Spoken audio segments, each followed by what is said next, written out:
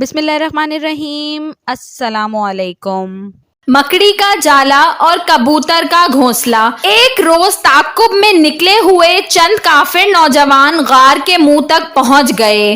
ان کے قدموں کی آہٹ غار کے اندر بھی صاف سنائی دے رہی تھی۔ اس پر حضرت ابو بکر رضی اللہ تعالیٰ عنہ کو گھبراہٹ محسوس ہوئی۔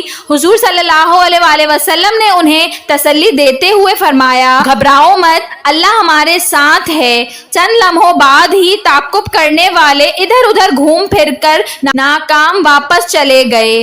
بات دراصل یہ تھی کہ راہ حق میں نکلے ہوئے ان دوستوں کی اللہ تعالیٰ بھی مدد کر رہا تھا۔ غار کے منہ کے آس پاس ایک مکڑی نے جالا بن رکھا تھا۔ پاس ہی ایک جنگلی کبوتر نے گھونسلہ بنایا ہوا تھا اور اس میں 2 انڈے بھی دے رکھے تھے۔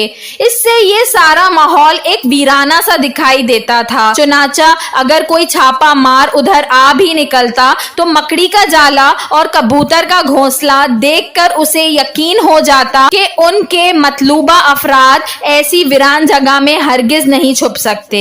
اس لیے وہ اس سنسان جگہ کو چھوڑ کر دوسری سمتوں میں بھٹکتے پھرتے رہے۔ یار غار آپ صلی اللہ علیہ وآلہ وسلم کا بہترین دوست۔ دونوں دوست غار سور میں مسلسل 3 دن ٹھہرے رہے۔ چوتھے روز وہ غار سے باہر نکلے۔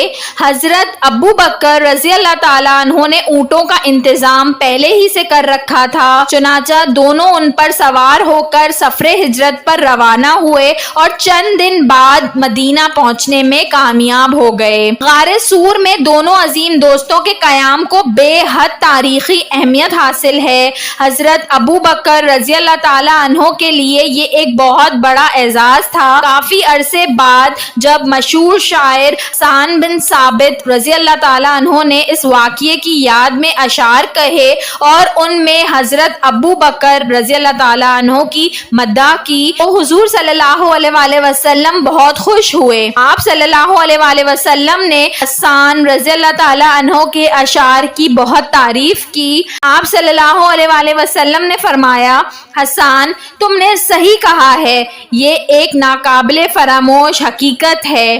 پھر آپ صلی اللہ علیہ وآلہ وسلم نے اعلانیہ فرمایا، اگر مجھے تمام لوگوں میں سے بہترین دوست منتخب کرنے کے لیے کہا جائے تو میں صرف ابو بکر رضی اللہ تعالیٰ عنہ کا ہی انتخاب کروں گا۔ ویڈیو پسند آئی ہو تو اس کو ضرور لائک کریے گا اور ایسی مزید اچھی ویڈیوز دیکھنے کے لیے میرے چینل اردو کہانی گھر کو سبسکرائب کر لیجئے۔ Thanks for watching. اللہ حافظ۔